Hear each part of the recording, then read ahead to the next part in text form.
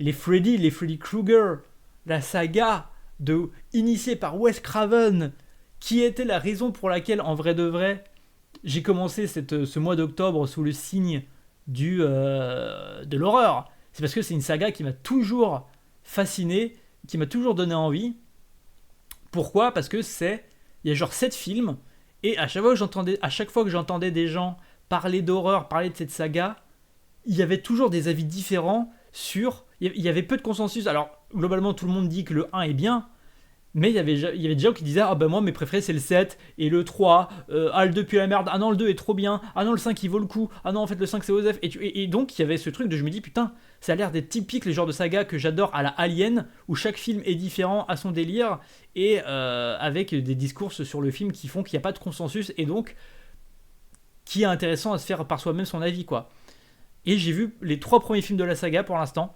Je voulais en mater plus, mais j'ai un peu lac. Mais bon, ça va, mater 3 films, c'est déjà pas mal. Et voilà. On a fini Jason hier avec les Woompis ce soir, c'est Jason versus Freddy. Ah bah tiens, raccord.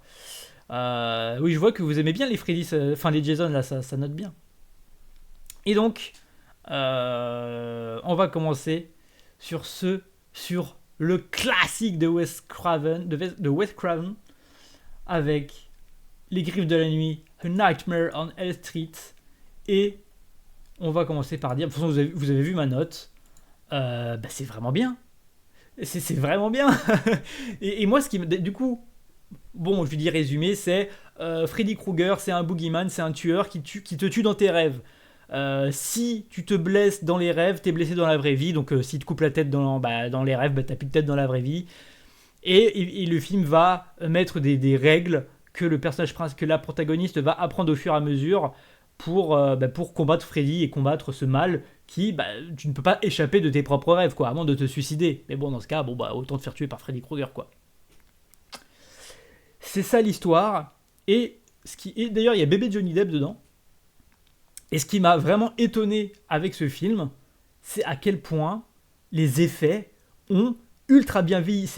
C'est un film dont les effets spéciaux pratiques sont super beaux. Genre vraiment, genre là, on le voit dans le thriller. La première mort du film, bon déjà évidemment il y a des plans iconiques, mais ça je connaissais ce plan avant de voir le film. Genre voilà, cette mort-là, ce plan-là, j'ai été impressionné, c'est hyper bien fait, hyper violent, et le film, le rythme dans sa première partie, voire ses 50 minutes sur un film qui dure 1h30, tu vois, sur 50 minutes, le rythme, il y va à fond, le film est généreux, et t'as plein de rêves, t'as plein d'iconographies différentes et d'idées pour iconiser et rendre badant Freddy Krueger, qui est un tueur qui... Le mec est trop fort, il est cheaté, quoi, il est OP. Et et oui, ce taf d'effets spéciaux et de rythme, moi je le trouve vraiment bon, parce que en plus de ça, t'as un côté où, et ça c'est commun dans les 3 films, surtout le 1 et le 3, mais t'as ce fait que plus le temps passe, plus t'es fatigué et plus t'en peux plus de ce qui se passe, et le rythme donne aucun répit à la protagoniste principale avant qu'elle, parce qu'évidemment c'est un slasher, donc tout le monde va mourir sauf la Final Girl, t'as elle a aucune seconde de répit jusqu'au moment où elle va commencer à comprendre les règles des pouvoirs et les limites de Freddy, et d'essayer de les contourner ou d'essayer de le retourner contre lui pour s'en sortir. Et c'est là que le film va avoir un côté un peu plus enquête vers sa deuxième partie, puis une fin qui va à fond et qui est vraiment, vraiment cool et hyper engageant à voir et hyper fun, parce que Freddy Krueger, quel méchant, trop cool à suivre, quoi. Dans le 1, déjà son design il est trop cool, le mec qui le joue, comment il s'appelle déjà, hop, Robert Englund, il est trop fort, et surtout ce qui est génial avec ce méchant là, c'est qu'il est sadique de ouf, c'est vraiment un fils de pute. En fait, c'est que le mec est cheaté, mais il va jouer littéralement avec ses victimes. C'est-à-dire, il pourrait tuer il pourrait tuer de la même façon très facilement tout le monde. Sauf que non, c'est un sadique, c'est un ancien serial killer. Enfin, c'est un serial killer psychopathe. Il va jouer avec les gens et ça l'amuse. Et c'est vraiment, vraiment marrant à voir. On n'en fait plus des pédophiles comme ça. Après, il est pas pédophile, hein. C'est juste un tueur d'enfants. Ça va.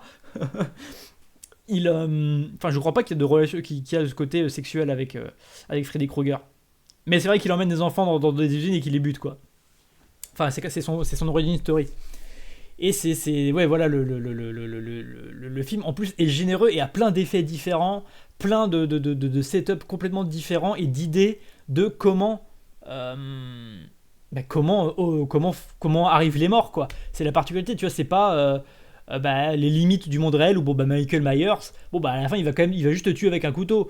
J'ai rien vu des Jason, mais j'imagine il va prendre il va juste te tuer avec un outil différent, quoi. Là, dans celui-là, il te fait bouffer par un lit, il a des bras qui s'allongent, il te fait bouillir, il te fait brûler. Enfin, c'est absolument ludique et jouissif.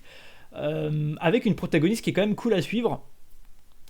Et c'est là que je. Enfin, après, pour moi, c'est pas un défaut parce que c'est marrant, mais le film, en vrai, il a quand même vieilli sur plein d'aspects, et notamment le côté un peu kitsch des acteurs qui sont quand même pas très bons.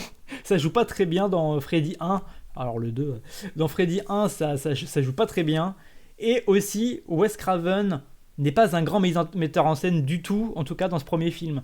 C'est-à-dire qu'il a, alors je sais plus s'il a participé au scénario ou non, mais il y a un scénario, il y a une idée géniale, il y a plein d'idées visuelles en termes d'effets spéciaux et de plans quand même bien branlés. Genre il y a les plans iconisants, enfin vous connaissez tous le plan où ça sort de la baignoire, ce plan-là, c'est des super idées, mais tout le reste sur comment la caméra, enfin tu vois les moments de dialogue ou les setups, les payoffs et ce genre de trucs, c'est plus l'effet et ce qui se passe dans l'histoire qui vont rendre la chose divertissante et intéressante plutôt que la mise en scène. Même s'il y a des plans, par exemple celui-là, le fait d'avoir une contre-plongée qui dure longtemps pendant qu'elle est au plafond en train de saigner, d'agoniser, c'est un bon plan, tu vois, c'est bien foutu, mais globalement le film est un peu plat niveau mise en scène, quoi.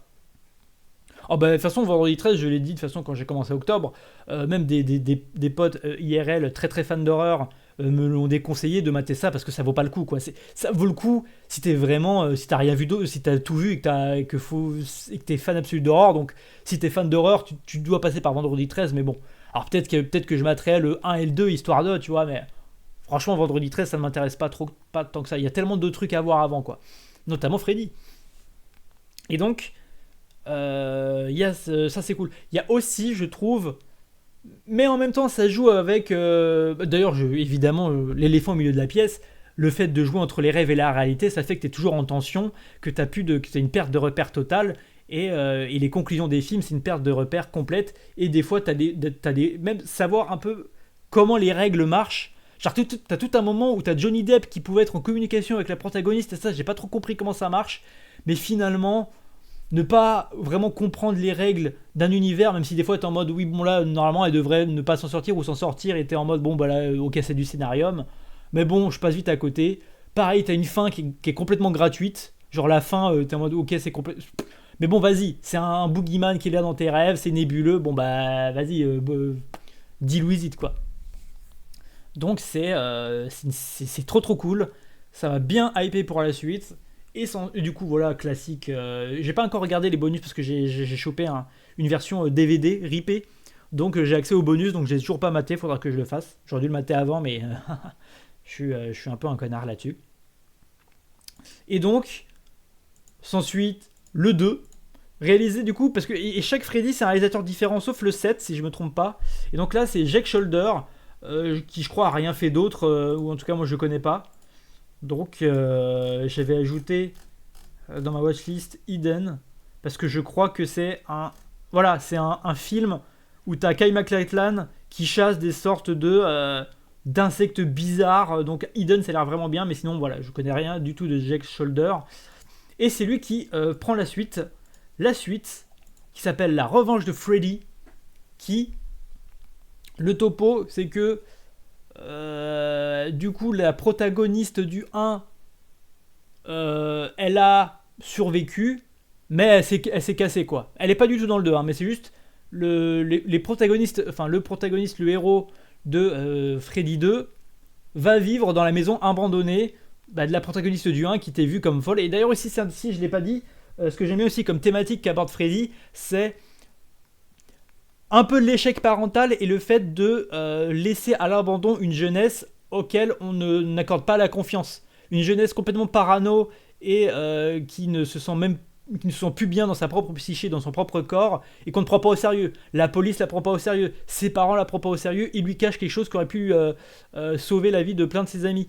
Et c'est de composer elle-même avec une autorité autant parentale que celle de la police, complètement démissionnaire en fait.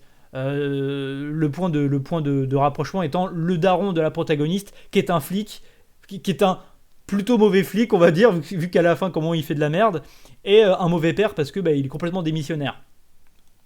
Et Freddy 2 va aborder cette fracture-là.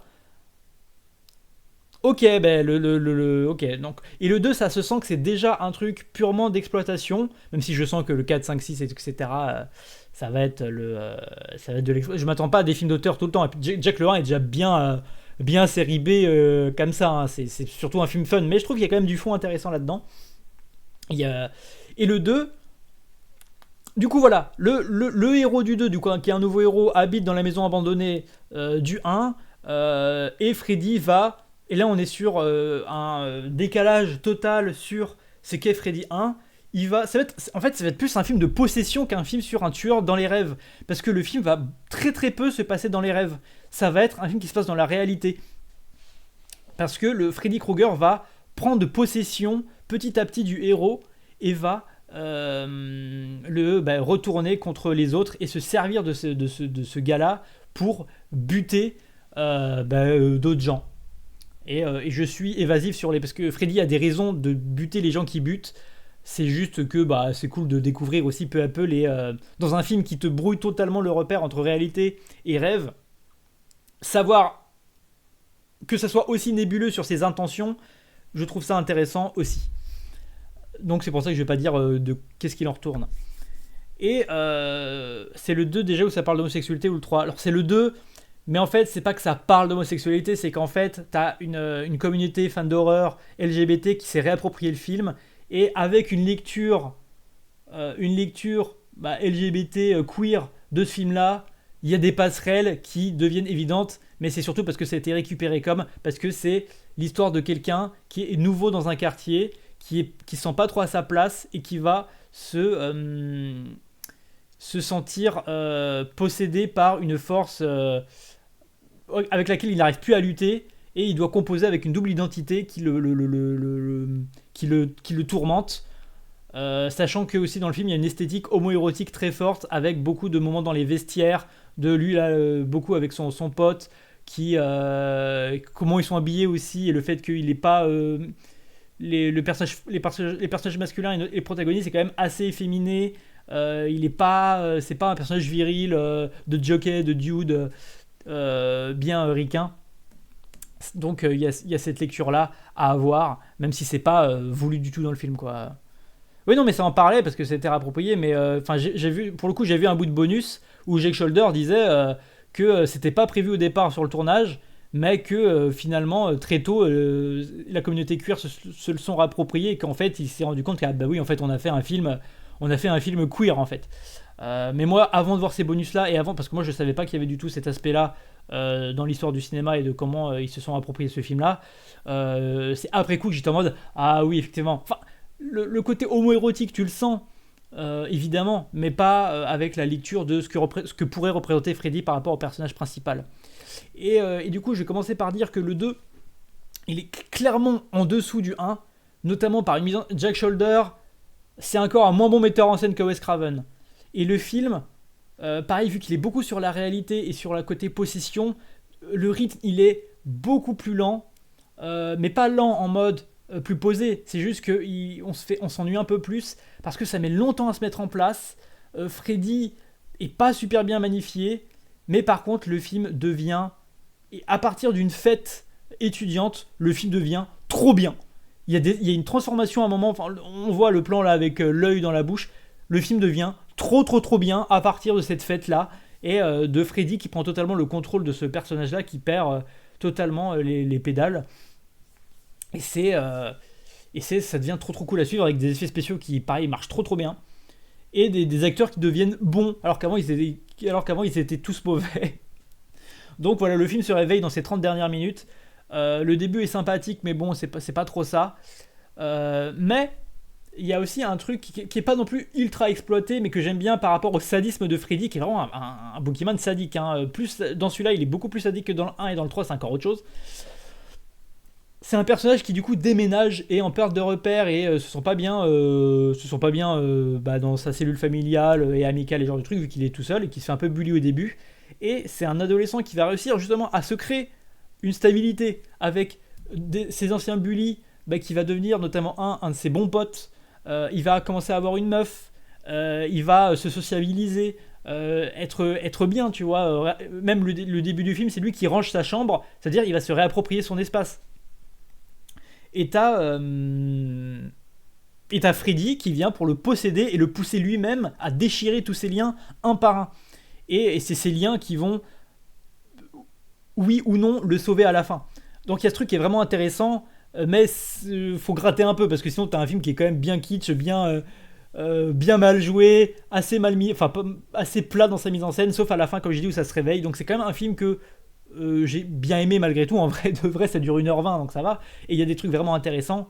Et la mythologie de Freddy qui est déjà complètement shiftée, même si je sens que c'est un peu un film qui a voulu tenter des trucs mais qu'ils ont vite backdash, j'ai l'impression, pour le reste de la saga. Enfin, en ayant vu le 3, j'ai l'impression que ça se dirige vers ça. Mais je le conseille quand même, c'est pas un film acheté, je sais qu'il y en a qui disent de le skipper. Moi franchement je trouve que ça vaut le coup, et au moins pour sa 30 dernières minutes et sa scène de transformation qui est totalement géniale. Hein. Je vois que ça d'ailleurs, mais on est d'accord que Freddy ressemble à Edgar Morin. Attends, Edgar Morin, je crois pas savoir qui c'est. Edgar Morin. Attends, mais c'est juste un... C'est juste un vieux. C'est juste un vieux avec un chapeau, poisson là. Tu te fous de la gueule de qui là? Il lui ressemble pas du tout. Attends, t'as pris une photo là. Mais c'est juste un vieux avec un chapeau, t'es un fou furieux. Attends, Freddy Krueger.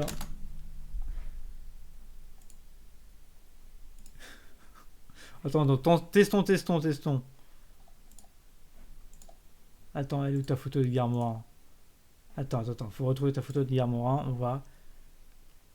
C'est clairement lui, mais... Franchement, c'est juste un chauve avec un chapeau, hein. Ah, je sais pas. En fait, ce qui est con, c'est qu'il a vraiment le même chapeau, par contre, c'est ça qui est compliqué. Franchement, faudrait qu'il porte la même tenue et qu'il ait le gant. Par contre, on en parle, enfin, quand même, le design de Freddy Krueger, c'est quand même stylé, quoi. Le gant, c'est trop cool. C'est le même, la skincare. Oui, faudrait qu'ils mettent plus de gel nettoyant et de crème hydratante, qu'ils se fassent des gommages une fois par semaine, Freddy Krueger, et ça irait mieux. Hein. Ça irait mieux. Mais bref, voilà, Freddy 2, c'est quand même sympa. Et en fait, du coup, je n'ai pas posé la question, mais est-ce que vous êtes familier avec la saga Freddy ou pas? Ou si vous découvrez en même temps que moi, ou vous avez juste pas vu? Parce que moi, du coup, je le répète, j'ai pas du tout été éduqué à l'horreur. J'ai pas... et j'ai très longtemps éloigné l'horreur de ce que je regarde. Pourquoi? Parce que je suis très sensible à ça. Et finalement, d'ailleurs, petit point flippette, le 1 et le 2 font pas du tout peur. Hein. Le 1 a déjà beaucoup vieilli sur ses jumpscares. Il a surtout une ambiance cool à suivre, ludique, amusante et intrigante, mais ça fait pas peur du tout. Ça fait pas peur du tout, c'est même pas gore, c'est juste étrange. Par contre, dans le 3, il commence à y avoir des effets un peu cracra. Je comptais le faire vu qu'il est dans mon marathon. Ah bah, c'est le moment de le faire, Cheetos, de le faire, de Cito sautait, de le faire ensemble. Jamais vu Taragno. Eh ben, je te conseille le 1 et le 2. Et surtout,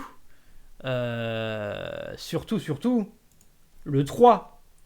Le 3 réalisé par Chuck Russell. Réalisateur, enfin il a commencé avec... il a fait d'abord Freddy 3, puis après il a fait Le Blob, qui est un film culte aussi que j'ai pas vu, mais que du coup, après avoir vu Freddy 3, je vais me faire ces films reconnus à Chuck Russell. Et c'est aussi un producteur américain qui, excusez du peu, en tout cas est crédité à la production de Collateral de Michael Mann. Donc c'est-à-dire que le mec, il arrive avec Freddy 3, un film excellent, d'ailleurs, je sais pas mon avis, le film je le trouve excellent, incroyable, et il te produit dans les années 2000 et tout, Collateral. Bon bah, j'applaudis. Et franchement, je crois que c'est sur Shadows, D'ailleurs, je vais vérifier maintenant si sur Shadows il y a des films de Chuck Russell. Mais je vais me mater ça des rechefs. Hein. Je vais me mater d'autres Chuck Russell très rapidement, cette histoire. Parce que si c'est aussi bien que ce que j'ai vu avec Freddy 3, je suis chaud chaud chaud. J'en ai vu quelques-uns il y a longtemps et j'ai rematé certains en VOC avec les potes. Le souci c'est qu'ils matent en VOSTFR et je trouve le jeu américain de ce genre de film affreux donc je dis mal vu. Ah mais le jeu d'acteur c'est pas ça. Hein. Dans le 3 ça joue mieux, hein, mais dans le 1 et le 2 c'est pas des bons acteurs. Hein. Rien vu, pareil, j'ai jamais été dans l'horreur, ça m'a toujours semblé cheap et j'aime pas les jumpscares. C'est comme si j'ai l'impression que c'est facile tous les films d'horreur nuls, je regarde pas. Et ben, je t'assure, il y a des jumpscares dans le 1, mais vraiment, c'est des jumpscares, mais ultra prévisibles et ils font même pas peur. C'est juste une musique qui est même pas bien calée sur l'apparition du personnage qui apparaît parce que le rythme des plans, le film fait pas du tout peur, les jumpscares font pas peur. Moi, je suis très sensible à l'horreur et j'ai pas du tout, du tout. Oui, il a réalisé The Mask, Poisson, et du coup, je suis ultra chaud dans The Mask parce que j'ai que des souvenirs très tôt de ce film-là. Donc voilà, ça se mate tranquille. Et comme je te dis, c'est surtout pour l'ambiance et le côté ludique des rêves et tout ça. Et cheap, en vrai, les effets spéciaux sont super bien faits. Par contre, ce qui est cheap, c'est les acteurs au rabais et les moments dans la vraie vie qui font que c'est pas super bien filmé, quoi. Mais le 3, pour moi, règle tous ces soucis-là. Parce que on est, du coup, le synopsis, c'est... là, on n'est plus sur une continuité du 1. Le film commence avec, comme toujours, un adolescent qui fait un cauchemar. Là, dans ce cas-là, une adolescente. Et où ça mélange Freddy 1 et Freddy 2, c'est-à-dire que dans le 1, si tu te faisais tuer, bah tu avais la répercussion de ce qui t'arrive en rêve dans la vraie vie. Là, dans le 2, c'est que tu vas être en rêve et il va te manipuler dans la vraie vie. C'est-à-dire que, par exemple, si dans ton rêve, tu te fais manipulé par des cordes et que tu te fais jeter au haut d'un précipice, ben, dans la vraie vie t'es somnambule et tu fais blabla et puis on dirait que c'est toi qui te suicides, quoi. Et le film du coup va totalement, en allant plus loin que ce que j'avais dit avec le 1, dans une génération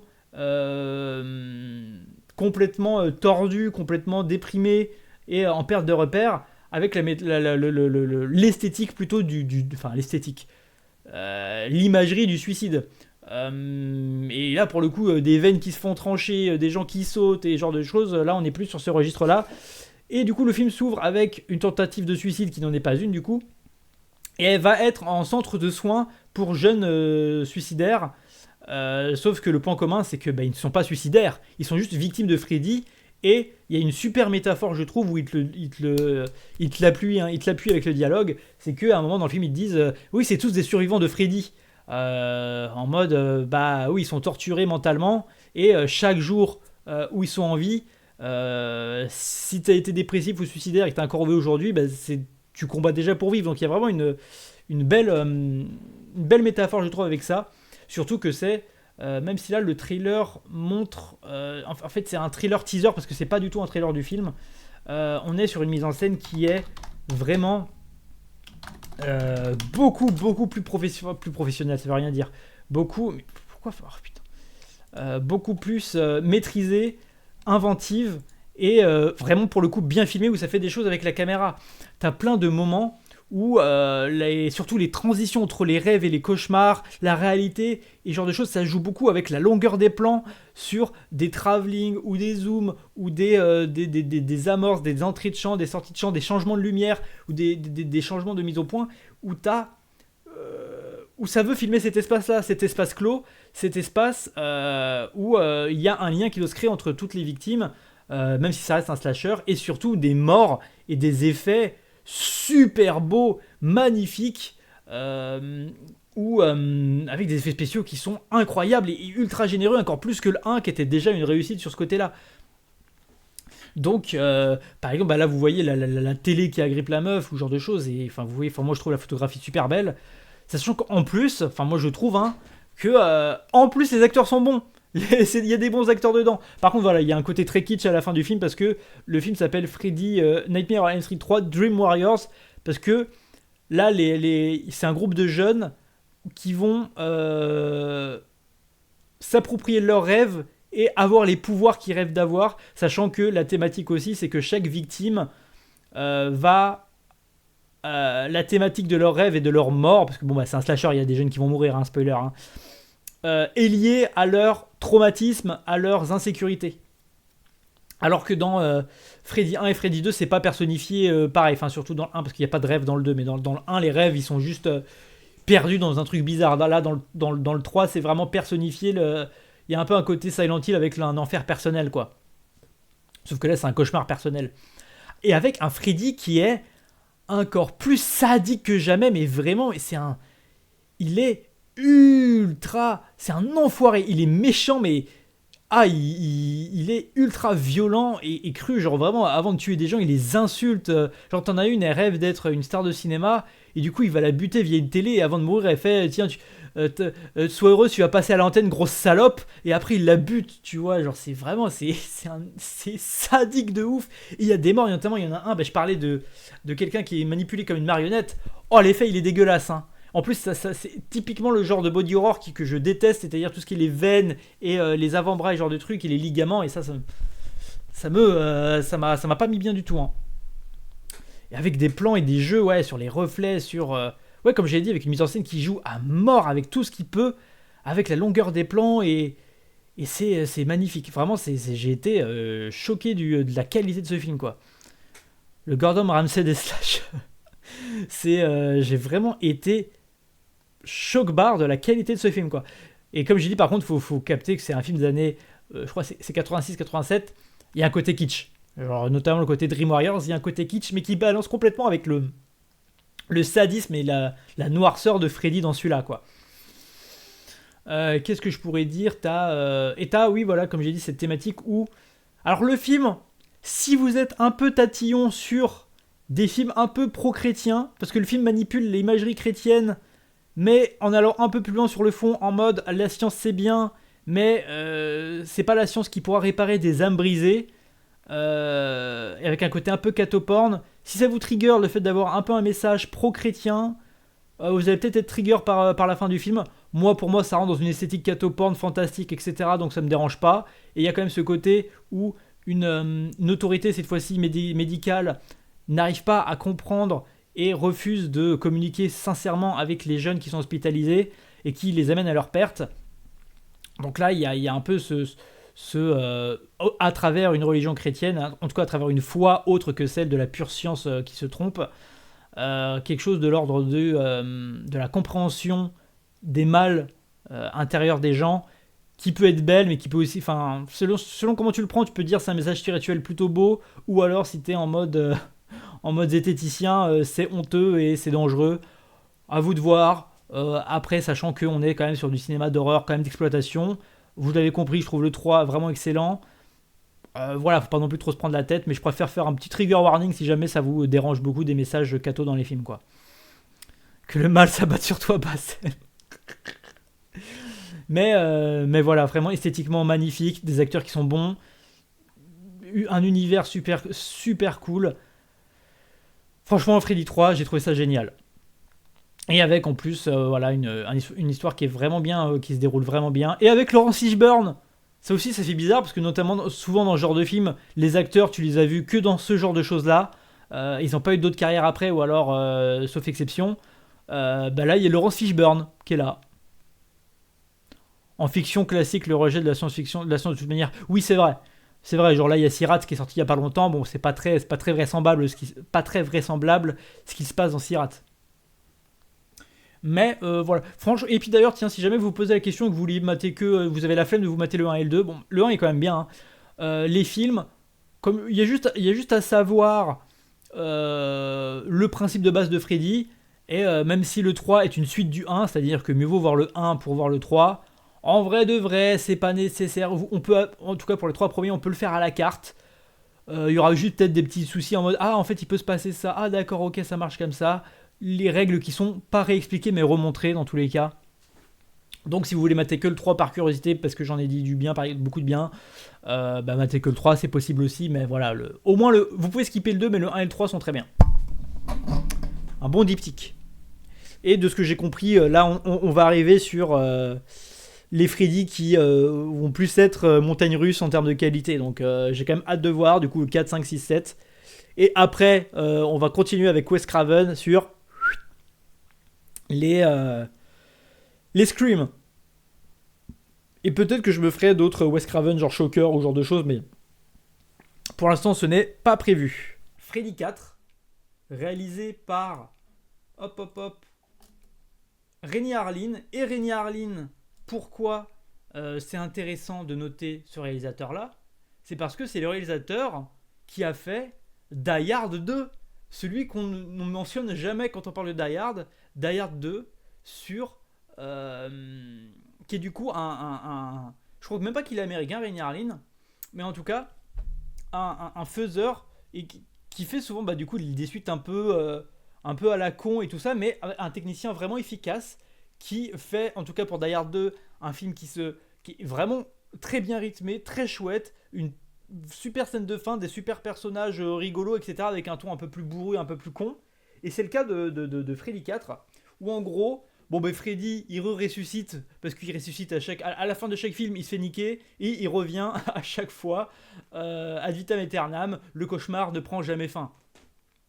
Et donc dans celui-là, il va commencer, alors attention, je vais spoiler le début de Freddy 4, attention, les survivants du 3 se font tuer dès les 15 premières minutes du film, les 20 premières minutes, et du coup, la protagoniste du 3 donne ses pouvoirs à un nouveau perso de Freddy 4 qui va essayer de sauver son groupe d'amis et elle-même de Freddy qui veut tous les buter parce que globalement c'est ça l'histoire, c'est Freddy veut buter les gens et les gens essayent de savoir qu'est-ce qui se passe, qui c'est Freddy et comment le niquer. Et donc on est sur un film qui en vrai, après le 3, les notes et ce genre de choses sont totalement mauvaises. Il n'y a aucun Freddy qui est bien noté ou qui est bien considéré. Mais force est de constater que le 4, moi, je trouve que c'est un divertissement hyper efficace, tout comme l'était Die Hard 2. Il n'y a pas la maestria à ceux qui succèdent. Je sais pas si j'ai dit une phrase française. Oui, la comptine de Freddy, elle est iconique, mais dès le 1. Je sais que le 3, petit spoil, le 3 c'est le meilleur de la saga, de loin, de très très loin. Et le 4, et du coup, va faire le choix, et moi il m'a fait beaucoup penser à Alien Romulus, dans le sens où ça va être un melting pot de tout ce qu'a fait la saga, avec une technique vraiment efficace, vraiment divertissante, mais, et c'est la limite de ce film, tout comme est la limite d'Alien Romulus, c'est-à-dire qu'il n'a pas vraiment d'identité à part faire un mélange de tout ce qu'ont fait les films précédents. Donc, t'as le cauchemar et la compréhension de Freddy qui était central aux Griffes de la Nuit. Tu as le côté un peu possession qu'il peut y avoir des personnages qui est amené complètement dans Freddy 2, qui est même plus un film sur les rêves de Freddy 2, c'est un film purement de possession démoniaque, et en ajoutant les capacités un peu exceptionnelles que peuvent avoir les humains dans leurs propres rêves. C'est dans le suivant, un poisson.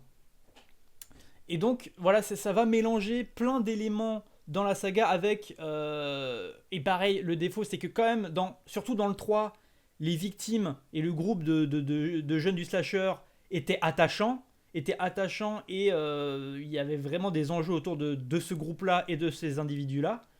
Et là, dans le 4, c'est vraiment... Ça te met vraiment des têtes à claques qu'ils ont toujours... Il y a toujours les Griffes de la Nuit, la saga Freddy, c'est toujours rempli de têtes à claques. Mais dans le 3, ils étaient un peu attachants, mais là, dans celui-là, tu t'en bats les couilles. T'en as une, elle est asthmatique, tu sais pas qui c'est, elle se fait buter. T'en as vraiment...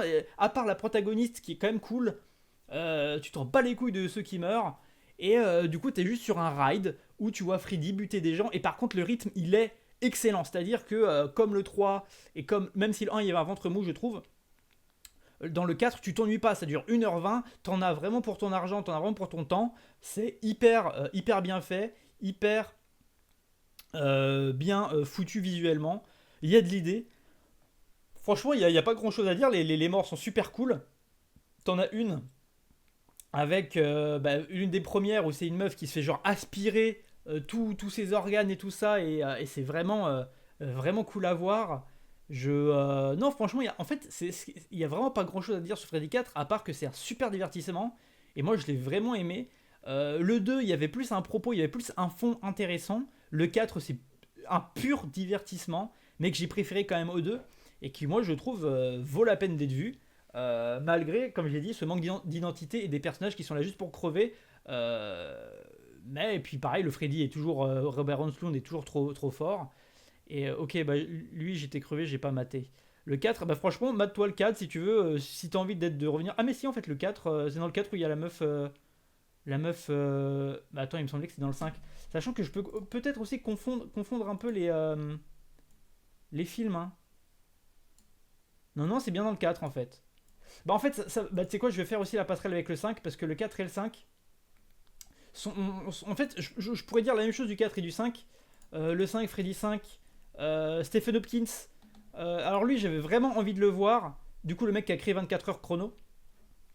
J'avais vraiment envie de le voir Nightmare 5 parce que j'avais vu un extrait en mode un peu Tetsuo où c'est un mec qui est sur une moto et qui va se faire avaler par la machine bah, dans un de ses rêves. Et là, et là, on est déjà sur un film qui commence à être le film de trop. C'est-à-dire que ce que j'ai dit sur Freddy 4 s'applique parce que bah, c'est le film suivant et que c'est quand même vraiment bien fait. Et là, dans le 5, il y a. Ça reprend la trame en gros. La protagoniste, elle a survécu, bah, elle a gagné contre Freddy dans Freddy 4. Et là, bah, Freddy revient pour buter un autre set de personnages tête à claque qui servent à rien, mais qui sont encore plus nuls que dans le 4. Et c'est plutôt bien fait. Ça rajoute un truc. Le high concept de celui-là, c'est que la meuf, la protagoniste est enceinte et un bébé, un fœtus qui se développe. Et ben il dort tout le temps. Et du coup, Freddy, qui est censé être totalement mort à la fin du 4, et ben il envahit les rêves du fœtus de la protagoniste, ce qui fait qu'il est constamment là. Et le principe de Freddy, c'est qu'aussi, enfin surtout amené dans le 3, c'est qu'il peut en possédant quelqu'un, il peut amener les autres dans ses rêves. Du coup, c'est-à-dire qu'il tue par proxy les autres gens, quoi. Je crois que Wes Craven avait dit que l'idée de Freddy vient d'un homme qui l'observait intensément en bas de son immeuble lorsqu'il était petit. Mais je crois que Wes Craven, en tout cas, il en parle dans ce que j'ai vu dans le set. Il en parle dans le scénario du set, c'est que ça vient de ses cauchemars, son inspiration pour Freddy. En tout cas, le 5, on est vraiment sur un film qui commence à s'essouffler. Des morts et des effets sympas, mais déjà un rythme qui est un peu plus. Tu t'ennuies pas non plus, mais là tu sens vraiment que ça commence à tourner en rond, malgré un Stephen Hopkins et une équipe technique qui ont vraiment quand même, lors des scènes des rêves et de morts, qui ont des idées. La fin est super cool, il y a des morts vraiment super. Et ouais, Poisson en fait c'est ça, c'est dans le 4 où il y a la meuf insecte en fait, qui meurt de manière horrible. Il y a parmi les morts les plus dégueulasses de la saga dans le 4 et dans le 5, et pareil les morts de Freddy, dans le 4 et dans le 5, les morts de Freddy sont les meilleurs de la saga, je trouve. La mort du 4, elle est incroyable. La mort de Freddy du 4 est géniale, surtout qu'ils l'ont fait en 18 mois. Ouais, je sais que c'est un exploit, c'était une production catastrophique. Et Stephen Hopkins, il est venu un peu en renfort, je crois. En tout cas, ils ont fait ça très rapidement. Mais la qualité technique, c'est super. Et là, vous voyez, il y a Freddy qui fait du skate. Et là, d'ailleurs, on amorce déjà ce qui va être le problème du 6. C'est que le 5 va plus embrasser le côté goofy débile, mais débile à la limite du bon là tu te fous de ma gueule le film quoi, avec quand même des morts super cool, notamment un mec qui est matrixé par les comics et qui va aimer qui va mourir dans une case de comics. Mais mais déjà là je les ai vus récemment et les films enfin le 4 et le 5 se confondent dans ma tête. Donc cette idée voilà de la parentalité qui revient dans le 5 sur la maternité et le fait de protéger son gosse qui va être perverti par la figure de Freddy. Il y a un délire, mais bon. Et il y a des imageries vraiment fortes par contre. Il y a des imageries vraiment pas mal pour te montrer comment Freddy infecte le rêve du fœtus. Il y a un truc vraiment crypto. Crypto analogue horror un peu parce que ça joue beaucoup avec des écrans de décographie et ce genre de choses. Donc pareil, ça vaut le coup, tu t'ennuies pas trop, mais déjà t'es là en mode bon la saga s'essouffle. La saga s'essouffle. Et voilà, donc pas grand chose à dire à part que c'est sympatoche. Franchement, Freddy 4 est très cool. Freddy 5, en vrai, je le sauve. En vrai, il est sauvable de fou, Freddy 5. Par contre, et là, j'ai fait une petite review, une toute petite review Letterboxd où j'étais en mode, viens Freddy 6. Du coup, Freddy, ça marche tout le temps, ça marche au box-office. Ça fait des vues, ça fait des clics. et les gens en veulent.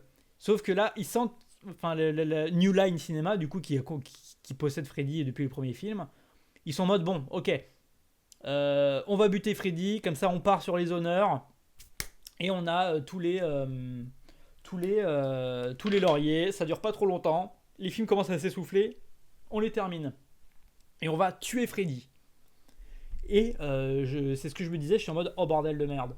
Si j'avais suivi cette saga au cinéma, une saga que j'aime bien, et que le dernier film, c'est cette immonde merde, j'aurais été extrêmement déçu. Parce que en vrai, le 5, comme je l'ai dit, c'était déjà le film de trop, mais ça allait. Genre techniquement, il y avait des morts vraiment cool, tu t'ennuyais pas, c'était un spectacle honnête. Mais dans celui-là, la catastrophe. On est sur un film purement... en fait, j'ai l'impression que là, l'idée, c'était de faire un film grand public. C'est-à-dire que Freddy, il va tuer, mais de manière un peu gentille. Les personnages, je crois qu'il y a très peu de morts dans celui-là, je crois qu'il y a que 2 ou 3 morts. Tu vas... Ça va être goofy, ça va être cartoonesque. Et d'ailleurs, la réalisatrice, c'est Rachel Talalay, ce qui est hyper bizarre parce qu'elle était à la production de la saga depuis longtemps. Et du coup, c'est elle qui reprend les rênes d'un film qui est totalement nul à chier. Ça m'explose de rire que la réal ait fait des spéciaux de Doctor Who. Bah après, c'est quand même c'est peut-être un mauvais film, mais ça veut pas dire que Talalay elle l'a acheté quoi. Parce qu'elle a quand même officié sur les Freddy depuis quand même un petit moment. Mais là, le truc, c'est que on est sur un film un peu MTV Core, avec parmi les pires personnages de la saga. Alors déjà, ça enlève totalement la continuité du 5. C'est-à-dire que les personnes n'existent plus, ça se passe dans une sorte de 10 ans après, dans un truc un peu en mode les fils de l'homme, il a buté plein de gens, et genre de trucs, tu reviens dans les lieux des premiers films où tout le monde est devenu fou, ça n'a aucun sens, tu comprends rien à ce qui se passe, l'enquête, elle est inintéressante parce que c'est que des personnages qui ne sont jamais apparus dans la saga, qui sont nuls, et franchement, Freddy ça brillait pas par ses qualités d'acteur, hein. Les acteurs dans les Freddy, c'est pas les meilleurs acteurs du monde du tout, du tout, du tout, mais ceux-là, c'est les pires, ils sont horribles. Et l'enquête, c'est vraiment juste des persos nuls et cons et insupportables qui basculent d'un point A à un point B. Et voilà, tu comprends plus rien au pouvoir de Freddy. Tu sais plus ce qu'il fout là. Vraiment, tu t'accroches à rien. Et le film veut te donner aussi l'origine story de Freddy Krueger en plus. Allez, je peux spoiler. Sans, là, comme ça, d'un coup, sans que c'est mis dans la saga. En fait, Freddy, il a une fille. Il avait une fille, Freddy, depuis le début. Bon, ok. Et du coup, tu t'apprends que c'est. Enfin, qu'il avait un enfant. Et voilà, c'est posé comme ça. Bon, bah voilà, il a un enfant. Et puis, il infecte les rêves de l'enfant. Et puis. Et les morts sont ridicules. Ouais, non, mais les scènes. Non, c'est le sixième. Le sixième, et c'est censé être le dernier. C'est celui qui était censé clore la saga. Et là où la constance, un petit peu moins dans le 2 mais quand même dans le 2 c'était réussi, c'était les effets spéciaux, les morts, le rêve, les décors qui étaient vraiment réussis. Là, à part le début qui est un peu fandard, c'est... Et qu'il y a une mort sympa avec un mec qui est sourd, c'est absolument ridicule. Les morts, on est sur... En fait, ça veut faire du Evil Dead 3, mais en n'ayant pas la virtuosité d'un Sam Raimi, parce que la mise en scène est nulle, elle est plate, ça fait rien avec sa caméra, ça fait rien avec ses décors, ça fait rien avec ses effets spéciaux. Le maquillage de Freddy, il est ultra carton. Le 6 est une purge, hein. Le 6 est vraiment un extrêmement mauvais film. Je suis dégoûté. Parce que tu vois, je voyais que le 4 et le 5, ils étaient mal notés. Mais globalement, la majorité de la saga est pas très bien notée à part le premier. Et que les gens disaient que c'était pas terrible. Et du coup, moi, j'étais surpris d'aimer quasiment tous les films. Du coup, je me dis, bah, le 6, il est sauvable, le 6. Bah non, le 6, il est à chier. Franchement, il vaut même pas le coup d'être vu, hein, le 6 pour moi, hein. Genre, vous pouvez, si vous voulez vous faire la saga Freddy pour mater le 7, ce qui vaut quand même le coup, mais ça je dirai après mon avis sur le 7, c'est que le 6 il est skippable, t'as juste à savoir qu'il est buté à la fin, mais définitivement, c'est-à-dire qu'il va pas revivre quoi, Freddy. Et voilà, mais il ne vaut pas le coup, tu t'ennuies à mourir, c'est long. C'est. Ah, c'était une tannée, hein. D'habitude, les Freddy, tu t'ennuies pas trop, mais là, dans celui-là, oh là là, c'est. C'est un désastre.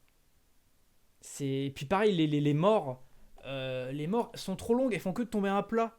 C'est. Genre, t'as une scène sympa où t'as un mec qui est sourd sans appareil, et en fait, Freddy, ce qu'il fait, c'est qu'il y a un truc un peu sympa, c'est que t'as plus de son, du coup, pendant la séquence quand tu regardes le film, et Freddy, du coup, tu vas le voir constamment en hors champ en train de taunter le gars qui regarde au mauvais endroit, qui l'entend pas. Sauf que ça dure une plombe et il va le tuer avec le fait qu'il soit très sensible au son après dans le rêve. Mais ça dure une plombe et en fait tu te dis ah c'est sympa, ah c'est cool ce que je vois et t'es là pendant 5 minutes, 6 minutes, 7 minutes. Donc au bout d'un moment quand tout ce qui est au-delà des rêves pue la merde et que même les rêves finissent par te lasser, il n'y a rien à sauver sachant qu'en plus t'as une longue scène qui se passe dans un jeu vidéo. C'est une purge, vraiment, Brrr. La nullité de ce film fait très très peur. Fait très très très très peur. Mais vient Wes Craven qui se décide de reprendre les rênes de la saga et de sauver Freddy avec Freddy 7. Freddy sort de la nuit en français. Qui est, bon là la copie est dégueulasse, mais en vrai on le trouve en bonne qualité hein, sur internet. Qui est une sorte de comment dire, c'est pas un reboot en vrai, c'est la continuité de la saga, sauf que la particularité c'est que c'est un truc un peu méta où les films Freddy existent dans la vraie vie. Et les Griffes de l'ennui, bah un peu. Hein. Les films existent dans la saga. Et en fait, ça se passe sur un tournage et du coup, t'as la protagoniste du 1 et elle joue aussi dans le 3 qui joue la protagoniste du 7. Et voilà, Freddy, c'est une saga à succès. Et les personnages jouent leur propre rôle, c'est-à-dire que Robert Enslund joue Robert Enslund, Wes Craven joue Wes Craven, c'est vraiment totalement dans la réalité, Freddy existe. Sauf que finalement, en fait, mais Freddy est un vrai monstre qui existe dans la réalité, et là, tout l'enjeu va être de remystifier Freddy, qui était complètement, en vrai, déjà un peu dès le 3, hein, mais surtout le 4, qui était plus badant du tout, c'était des films de purement amusement, icône goofy cartoonesque qui se tapait des barres. Et là, le 7, et c'est ça que je trouve vraiment bien dans le film. Ah oui, et surtout en plus, sauter, je vais revenir après, le proto-scream.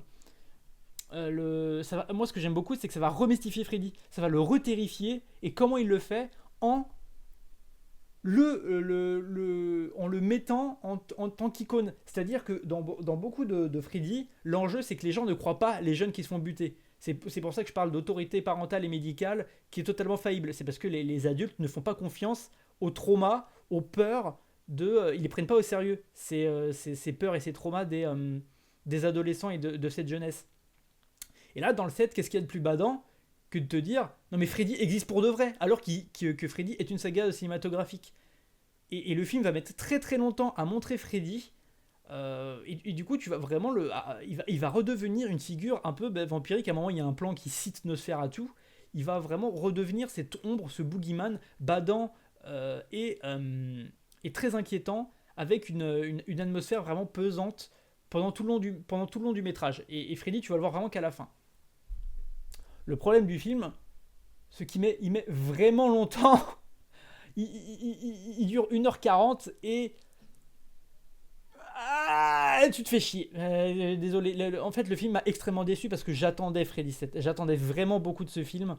Et en vrai, j'ai été gentil sur mes notes parce que j'ai envie de l'aimer, j'ai envie de le défendre ce film-là. Mais force est de constater qu'il traîne à mort, il traîne, il est poussif. Et je sens quand même que Wes Craven, qui est pas un mauvais scénariste, parce que le scénario, la réalisation et la direction d'acteur, il y a des choses à redire dans le 1. Mais en tout cas, l'histoire et l'écriture du 3 et de Griffes de la Nuit 1, c'est ceux qu'a écrit Wes Craven, étaient bien. Hein. Ils étaient vraiment bien. Le scénario et l'écriture, moi je la trouve vraiment bien dans ces Freddy-là. Mais celui-là, il traîne et tu sens quand même qu'il a. J'ai quand même un truc. J'ai quand même un truc vraiment bien. J'ai quand même. Je suis intelligent quand même. Et tu sens qu'il pousse un peu trop ce côté-là, méta, avec les figures du cinéma qui vont avoir peur de leur propre création, la catharsis qu'est Freddy, parce que je vais pas révéler quelle est la nature du coup du Freddy qui tue les gens, mais il y a un lien fait avec les traumas, les cauchemars qu'on met dans les œuvres, la catharsis qu'est le cinéma d'horreur, et le fait que c'est rassurant de se dire que c'est qu'une fiction, sauf que qu'est-ce qui se passe quand cette fiction transperce la toile, comme il le fait en griffant, là vous voyez le lit. Qu'est-ce qui se passe quand il transperce cette réalité-là? Qu'est-ce qui se passe? Et sachant qu'aussi, pareil, génial d'en faire un truc méta, parce que tout le principe des Freddy, et qui joue surtout avec dans le 1 et dans le 3, mais surtout le 1, où tu sais pas si t'es dans le rêve ou dans la réalité. Et du coup, quand t'as 6 films qui ont déjà tout raconté de Freddy, qui s'essoufflait déjà dès le 4, mais qu'est-ce qu'il fait? Il va ramener le côté création cinématographique et les rêves mêlés à Hollywood, mêlés à la célébrité, mêlés aux spectateurs qui savent déjà qui est Freddy. Et c'est ça qui va revenir avec Scream et j'ai pas vu, et du coup j'ai trop hâte de découvrir Scream. Mais il y a déjà ce côté où les personnages connaissent le cinéma d'horreur. Les personnages savent déjà comment fonctionne Freddy. Juste, ils mettent longtemps à accepter le fait que Freddy existe bel et bien. Ça crée quelque chose qui est vraiment intéressant thématiquement, mais ça s'incarne très très mal dans un rythme qui est vraiment déglingué, je trouve. Et en plus, le Freddy, il est tout en carton, il est tout en caoutchouc. C'est vraiment des pires Freddy de la saga. C'est dommage parce qu'il est stylé avec son impair. Mais voilà, c'est très très très décevant. Très très décevant. Et d'ailleurs, si je tiens à noter que aussi la passerelle avec Scream, c'est marrant parce que Freddy harcèle la protagoniste au téléphone. Et je sais que Scream commence avec une célèbre scène de téléphone où il demande quel est ton film d'horreur préféré. Donc il y a vraiment, ouais, c'est avec Freddy 7 qui va amorcer la saga Scream. Et j'ai très hâte de découvrir la saga Scream, dont je vais en parler au prochain stream, normalement fin de la semaine, tu vois. Donc je me souviens que de l'intro et avoir vu le film, au prout le reste du film. Bah prout non, parce que c'est quand même sympa, j'aime bien la mise en scène, la musique est cool. Mais autre truc qui est ultra décevant dans le film, Wes Craven n'avait pas dit que ce film se rapprochait plus de l'idée d'origine de Freddy, bah je sais pas, là je sais juste pas. Euh, mais le truc où j'étais extrêmement déçu du film aussi, c'est quoi? C'est que le film te vend que ça se passe sur un plateau de cinéma. Vous voyez le début du film. Et ça j'en attendais immensément. Et pour moi c'est un immense défaut du film parce que dans ce cas autant pas le mettre en scène. Le film n'exploite à aucun moment, à part son intro, le fait que ça se passe sur un plateau de tournage. J'ai vraiment vraiment été dégoûté, extrêmement déçu que ça ne joue à aucun moment avec le côté tournage. Et ça c'est vraiment c'est les 15 premières minutes et là j'étais en mode allez c'est bon là. Ah putain un film qui va être bien et non, en fait, ça va être la protagoniste qui est chez elle avec son gosse. Le gosse qui est pas mal d'ailleurs dedans. Hein, et qui va bader. Voilà. Et d'ailleurs, il y a pas mal. Après, ça, c'est voulu dans le scénario. T'as pas mal de scènes de mort et de situations qui te rappellent des éléments marquants du 1. Genre là, quand elle monte sur le toit, c'est la première mort de Griffe de la Nuit. T'as le moment où il va avoir la main qui est proche de partie génitale. Ça, pareil, ça revient. Donc bon, un Sam Raimi nul, Sam Raimi, en vrai un Sam Raimi nul c'est surtout le 6. Hein. Dans le remake justement, c'est ce qu'il y a dans ma liste, c'est que j'exclus les remakes et les reboots, parce que si je mettais les reboots et les remakes, j'aurais plus de films à voir, ils ont pas l'air très bien. Et il y a d'autres films à mater avant dans la liste, et déjà que je doute en fait de pouvoir voir tous les films de la liste, j'essaye de faire un max. Donc voilà, mais voilà se conclut la saga Freddy qui commence très très bien. Vraiment, en vrai, je recommande tous les films en vrai de vrai, sauf le 6. Le 6, ne le regardez pas. Ne regardez pas ce film, c'est une merde. Ça ne vaut pas le coup le 6. Mais le 1, très bon film. Le 2, je trouve sauvable, surtout pour sa fin et pour quand même son idée d'un personnage qui crée des liens et avec un Freddy qui le force à briser ces mêmes liens. Mais le 2 en vrai est pas très bien. Au-delà de ça, le 3 est un excellent film, tout court et le meilleur de la saga avec des effets spéciaux de fou, une thématique sur la notion de groupe de suicide, de jeunes qui se serrent les coudes et essayer de trouver la compréhension de l'autre à travers une foi et une spiritualité que je trouve vraiment sympa avec une technique magnifique et des morts parmi les plus créatrices et ça joue vraiment avec les mises en scène avec le côté rêve réalité avec des décors magnifiques. C'est vraiment le 3 est un excellent film. Le 4 c'est un chouette divertissement qui mélange à peu près tout ce qu'a fait la saga jusque là. Ça reste très cool avec une nouvelle protagoniste vraiment stylée. Le 5 c'est un peu ça s'essouffle déjà, Freddy s'essouffle, mais c'est ok si vous avez kiffé les 4 premiers films. Le 5 est un plutôt bon moment. Le 6 à éviter, c'est du caca. Le 7 est intéressant mais très ennuyant et avec un concept de départ super cool et des éléments vraiment forts. Et tu sens quand même que Wes Craven n'est pas non plus un débile. Il y a des trucs vraiment intelligents dans ce film, dans comment c'est fait. Reste que il n'a pas réussi à articuler ça avec un film qui est intéressant à suivre, avec les péripéties, avec son rythme ou son montage. Ce qui fait que c'est un film lequel je suis très déçu, notamment avec cette promesse initiale de plateau de cinéma qui n'est pas du tout exploité. Et ça, c'est dommage. Et du coup, le 6, pour moi, la saga Freddy se termine avec une grosse déception. Mais on verra ce que Scream vaut. Scream, c'est 5 films, c'est ça? On verra ce que ça vaut. On verra ce que ça vaut. C'est ce soir que je me le fais le remake. Bah, tu me diras ce que ça vaut sur Discord, Poisson, mais moi, le remake, je compte pas le voir. D'ailleurs, il y a aussi un reboot de prévu de Freddy, du 1 encore. Je crois qu'on n'a même pas de réal encore, donc bon. Lâchez ça, hein. Franchement, lâchez ça. Je pense que Freddy, il est trop, parce que encore, tu vois, Halloween ou Scream, tu peux le calquer dans notre réalité aujourd'hui. Là, Freddy, à moins d'aller vraiment dans un truc bariolé, kitsch, ce genre de truc, c'est compliqué d'en faire un truc full premier degré, full sérieux, quoi. Parce que en 2025, Freddy, faut que ça soit fandard. Après, peut-être que le pari peut être réussi, hein, mais bon. Mais bon, mais bon, mais bon. Par le slasher, j'ai maté Vendredi 13 hier, quel ennui. Ah ben, il y a une raison pour laquelle Vendredi 13, je l'ai pas mis dans ma liste, alors que c'est des films cultes. C'est parce que c'est culte juste parce que c'était le truc qui a popé à l'époque, hein. Mais le film, pour moi, j'ai l'impression qu'il n'a aucune postérité au-delà de son statut culte de l'époque. Peut-être que je le mettrai un jour, Vendredi 13, les deux premiers, histoire de. Mais ça m'a l'air inintéressant au possible. Vendredi 13, je préférais laisser sa place à d'autres films, hein. Franchement, les Freddy valent le coup plus que Vendredi 13 à mon avis. 7 avec celui qui sort en février prochain, les Scream. Ouais, mais je parle des Scream hors reboot, parce qu'évidemment, les reboots avec Ortega, c'est ça. Pareil, ne m'intéresse pas, je ne vais pas les regarder. Je ne vais pas les regarder. Voilà, mon avis sur les Freddy.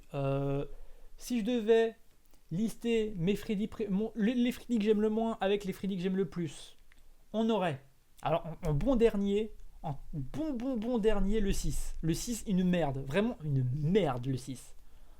Ensuite,